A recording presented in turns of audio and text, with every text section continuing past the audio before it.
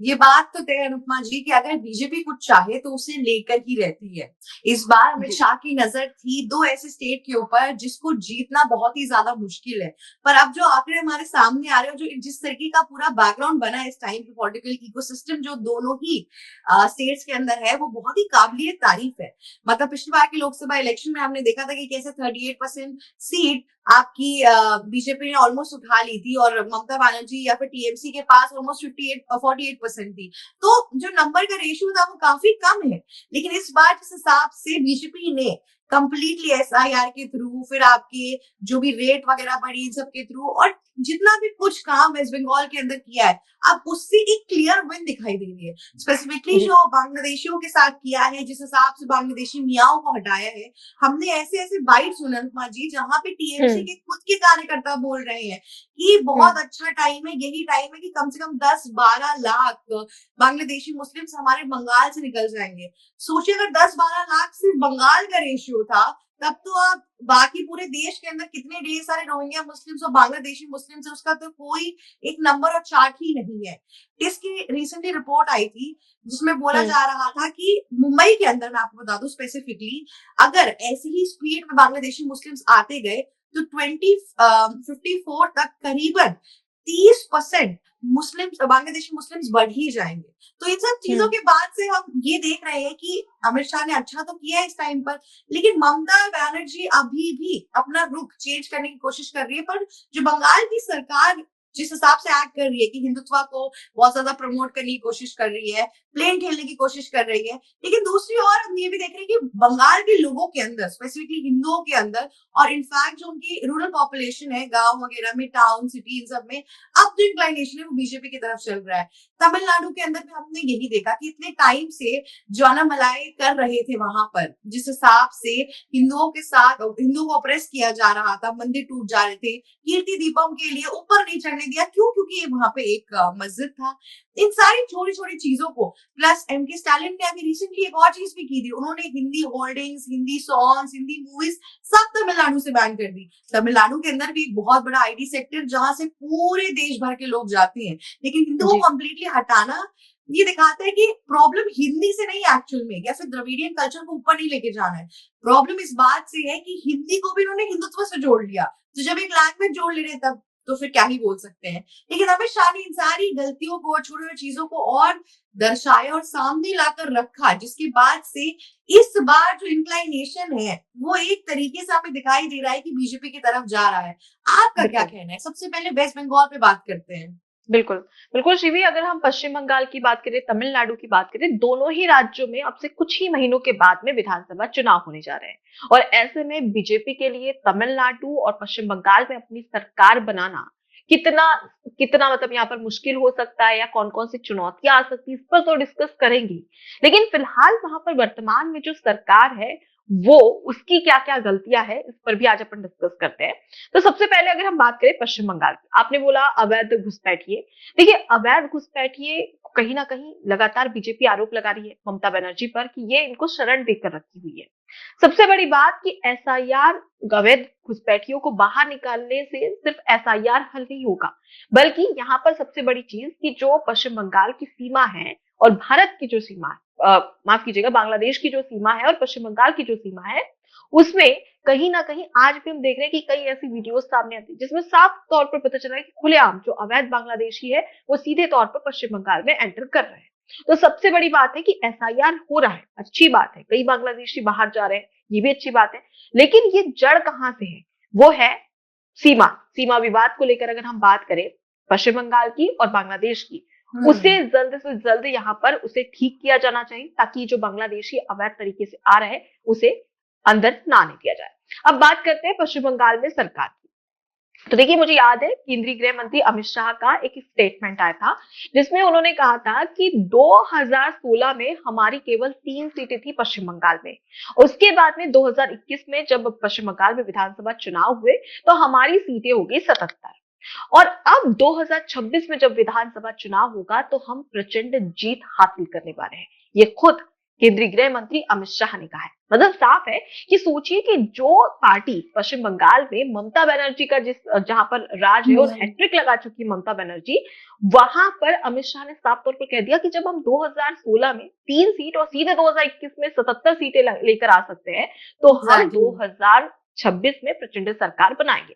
और अगर हम वोट परसेंट का भी जिक्र करें, जैसा कि आपने भी जिक्र किया, तो केवल 6.5% का डिफरेंस था दोनों के वोट परसेंट में। मतलब कि साफ है कि सिर्फ 6.5% जो वोट है, उसमें कहीं ना कहीं 2026 में बड़ा बदलाव देखने को मिलेगा। इसमें सबसे बड़ी राहत की बात होगी एसआईआर, जो अवैध घुसपैठी थे, वो ज्यादातर अब बांग्लादेश वापस जा चुके हैं। अब दूसरी चीज, अगर हम बात करें यहाँ पर लोकसभा चुनाव की भी, तो 2014 में जब पश्चिम बंगाल में भी पूरे देश में लोकसभा चुनाव हुए और पश्चिम बंगाल में बीजेपी की सीट केवल आई थी 2 सीटें, और 2024 में हाल ही में जब लोकसभा चुनाव हुआ तो पश्चिम बंगाल में बीजेपी की सीटें आई 12। मतलब 2 से सीधे 12। मतलब ये एक बड़ी बात होती है किसी पार्टी के लिए कि 5 साल में इतना बड़ा चेंज आया कि सीधे 77 सीधे 12 पे पहुंच जा रहे 2-3 सीटों से। तो बीजेपी के लिए 2026 में पश्चिम बंगाल में एक बड़ी जीत यहाँ पर बीजेपी जीत सकती है, ऐसा हम कह सकते हैं। लेकिन सबसे बड़ी बात कि पश्चिम बंगाल में ममता बनर्जी को हराना बहुत आसान बीजेपी के लिए नहीं होगा, क्योंकि हम जानते हैं कि वहां पर वोटिंग किस तरीके से होती। कई ऐसी तस्वीरें देखने को मिलती है जहां पर वोटिंग के दिन पर किस तरीके से वहां पर कई ऐसी हिंसक घटनाएं सामने आती, उसे साफ समझ में आता है कि कहीं ना कहीं वोटिंग के समय एक बड़ी और पैनी नजर रखने की जरूरत होगी पश्चिम बंगाल में। अब बात करते हैं कि ममता बनर्जी पर पश्चिम बंगाल में कौन कौन से मुद्दे हावी हुए। सबसे पहले अगर हम बात करें महिला सुरक्षा को लेकर, आपको भी याद होगा कि कोलकाता में आर्जिकल मेडिकल कॉलेज में एक ट्रेनी महिला डॉक्टर के साथ क्या हुआ, और लगातार पश्चिम बंगाल में वो घटनाएं बढ़ी है। लेकिन ममता बनर्जी क्या कहती है कि लड़कियों को 12 बजे से या रात में बाहर निकलने से पहले सोचना चाहिए या बताकर जाना चाहिए, इस तरीके की बात। मतलब महिला सुरक्षा की बात छोड़िए, आप पहले महिलाओं को सीख दे रही है कि भाई तुम्हारी गलती, तुम रात में गई तो गई क्यों। बिल्कुल, तो ये चीजें भारी पड़ने वाली है ममता बनर्जी पर। अगर हम तमिलनाडु की बात करें तो देखिए, तमिलनाडु में एमके स्टालिन की सरकार है और उसके साथ ही गठबंधन की एक तरीके से कांग्रेस की सरकार है। पिछले दिनों हुआ, आपने भी इस बात का जिक्र किया था कि एक मदुरै में तिरुपरम कुंद्रम पहाड़ी है जिसका जिक्र आपने किया था, वहां पर दीप जलाने को लेकर और एमके स्टालिन की सरकार ने क्या एक्शन लिया वो भी सभी के सामने। तो ये हावी पड़ने वाला है और इससे साफ समझ में आ रहा है कि तमिलनाडु और पश्चिम बंगाल में एक बड़ा चेंज होने वाला है सरकार में, सियासी राजनीति में, जिसके तहत बीजेपी की प्रचंड सरकार बन सकती है। हाँ, देखिए मुझे ऐसा लगता है वेस्ट बंगाल में तो बहुत क्लियर विन हो सकती है इस बार। हालांकि बंगाली अभी भी ये बात मान नहीं रहे, पर जो स्पेक्यूलेशन और जिस तरीके के डेटा हमारे सामने आ रहे हैं, 30% जो ममता बनर्जी की मुस्लिम वोटर्स थे अभी वही सिर्फ स्टेबल है। लेकिन जो बांग्लादेशी मुस्लिमों का जो पूरा वर्चस्व उन्होंने इतने टाइम से रखा हुआ था, जिनको इतने टाइम से उन्होंने पाल के रखा हुआ था, आधी तो वो निकल गए। पहले एसआईआर के करीबन 20 लाख से ऊपर लोग को तो ऑलरेडी निकाल दिया गया, अवैध कर दिया गया है इलेक्टोरल लिस्ट के अंदर से, तो वो उनका सेगमेंट पहले ही हट गया। अब जिन हिंदुओं को वो केटर करने की कोशिश कर रही है, उनका इस टाइम पे जो दिमाग है वो बीजेपी की तरफ इंक्लाइंड है, क्योंकि बाबरी मस्जिद भी बन गया है ना, और साथ ही साथ इन्फ्लुएंस इतना ज्यादा है बीजेपी की तरफ कि ममता बनर्जी की जो हरकतें हैं वो मुहर लगा रही है इस बात पे। क्योंकि आपने कभी सुना है कि ममता बनर्जी नमो शिवा और ये सब हर हर महादेव कभी भी स्टेज पे आके बोल रही है, ये सब बहुत नई चीजें हैं। साथ ही साथ उन्होंने जगन्नाथ मंदिर बनवा दिया। 15 साल से अनुपमा जी वो सरकार के अंदर है, उसके बावजूद भी एक भी मंदिर का उद्घाटन नहीं हुआ। जब इस साल उनको टेंशन हुआ कि उनके हाथों से सरकार जा रही है, और साथ ही साथ टेंशन इसलिए नहीं है कि हिंदू उनसे नाराज है, टेंशन इस बार है कि बाकी जो उन्होंने घुसपैठियों को पाल के रखा था वो जा रहे हैं, तो मेरा वोटर बैंक खत्म हो रहा है। उनको पता चल गया कि 30% से तो वो जीत नहीं पाएंगी, इसीलिए जगन्नाथ टेम्पल का उद्घाटन भी होगा इस बार, टेम्पल भी बनेगा, और साथ ही साथ बाबरी मस्जिद जो बना है उसकी भी ओपोनेंट मैंने रखा है कि हिंदू भी खुश रहे, मुस्लिम भी खुश रहे। तो मतलब ममता बनर्जी सोच रही है कि उनके दोनों हाथ में लड्डू हो और चीट भी मेरी पट भी मेरी, तो ऐसा तो नहीं हो सकता राजनीति में जी। लेकिन जनता को बेवकूफ नहीं बना सकते हैं, ये बात तो तय है। इसीलिए और मैं चलती हूँ तमिलनाडु की तरफ। तमिलनाडु में अभी बहुत ट्रिकी सीन है, क्योंकि सिंपल सी बात है, बीजेपी इस बार अच्छी ऑपोजिशन पे आएगी, उसका वोटिंग रेशियो बढ़ेगा ही बढ़ेगा, ये तो कंफर्म है। क्योंकि अनामलाई का जो पूरा का पूरा इस टाइम पे परफॉर्मेंस रहा है बीजेपी के थ्रू तमिलनाडु तमिलनाडु के अंदर वो बहुत अच्छा रहा है। इतनी-इतनी जगहों पे हिंदुओं के गाँव के आस-पास मैं आपको बताऊँ पूरे शहर का जो कचरा होता है वहाँ पे डंप कर दिया जा रहा था। फिर हमने देखा हुँ, कि चाइल्ड लेबर जो केसेज़ है तमिलनाडु में, उसमें भी मैक्सिमम हिंदू बच्चे थे। तो ये सब जो पॉइंटर्स और जो चीज़ें उससे ये समझ में आ रहा है कि किस तरीके से वहाँ पे हिंदुओं के साथ जो चीज़ें हो रही हैं, उसको कभी बाहर नहीं निकाला जाता है। वैसे भी एमके स्टालिन के जो बेटे हैं, उदयनिधि स्टालिन, उनको तो मैं बताऊँ इतनी हेट्रेड है हिंदुत्व से, कि उन्होंने बोला कि मैं मुसलमान बन जाऊँगा, क्रिश्चियन बन जाऊँगा, लेकिन मैं कभी एक हिंदू नहीं बनूँगा। ऐसे स्टेटमेंट्स जी, निकालने का कोई फायदा नहीं है। और रही बात द्रविडियन कल्चर में, अगर आपको द्रविडियन कल्चर को प्रमोट करना है, आप करिए, पर वहाँ पे मेजॉरिटी में हिंदू भी है। आप उनको हुँ, केटर ही हुँ, नहीं कर रहे हैं। दूसरी ओर हमने ये देखा कि इस बार आपकी ये जो डीएमके है, फिर एआईडीएमके है, ठीक है? एआईडीएमके के साथ बीजेपी का टाई अप अच्छा चल रहा था। लेकिन इस बार हुँ, ये हो रहा है कि वो लोग ये भी सोच रहे हैं कि टीवीके जो आपकी जो विजय की जो पार्टी है, उसको क्रिश्चियंस का पूरा सपोर्ट मिल रहा है। अब क्या हुआ है हुँ, कि एमके स्टालिन का अगर आप पॉलिटिकली आप मैथ्स देखिए तो, अब वो पहले द्रविडियन से लेते थे, दूसरा वहां पर आपकी क्रिश्चियन माइनॉरिटी से लेते थे। लेकिन इस हुँ, बार विजय आ गए तो उनका जो माइनॉरिटी वोटर बैंक था क्रिश्चियंस का, वो डाइवर्ट हो जाएगा इस बार। तो यही हुँ, हो सकता है कि वो ऑलमोस्ट नीचे जाए, जो द्रविडियन को उनको सपोर्ट मिल रहा है और जो मुसलमानों का मिल रहा है, वो तो उनके पास रहेगा, पर वो इनफ नहीं होगा। लेकिन जब बीजेपी ने टीवीके के साथ कहते हैं टीम अप कर लिया, साथ ही साथ जी, एआईडीएमके के साथ कर लिया, तो क्लियर विन हो जाएगी। बहुत जी, चांसेस है कि बीजेपी अलायंस में आए और कोशिश करेगी कि डीएमके के खिलाफ जितनी भी पार्टीज इस टाइम पर है, वो सारे गठबंधन में आ जाए एनडीए सरकार की तरफ, बिल्कुल। जैसे बिहार इलेक्शन में हुआ है।